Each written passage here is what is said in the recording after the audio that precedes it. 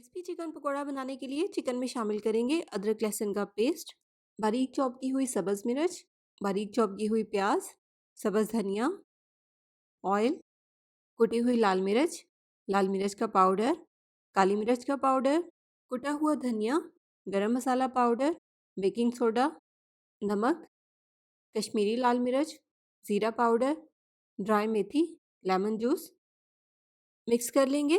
फिर टाइम है तो 5 से 10 मिनट का रेस्ट दे देंगे। फिर इसमें शामिल करेंगे सूजी, कॉर्नफ्लोर, बेसन और फूड कलर। इन्हें भी मिक्स कर लेंगे।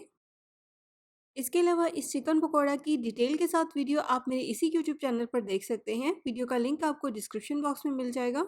तो मिक्स करने के बाद इसको कवर करके 2-3 घंटे के लिए मैरिनेट करेंगे और फिर उसके बाद इसे करेंगे फ्राई। और इसकी कंप्लीट वीडियो में चिकन पकौड़ा के साथ एक बहुत ही मज़ेदार, आसान और सिंपल सी सॉस की रेसिपी भी शेयर की है। ज़रूर ट्राई कीजिएगा।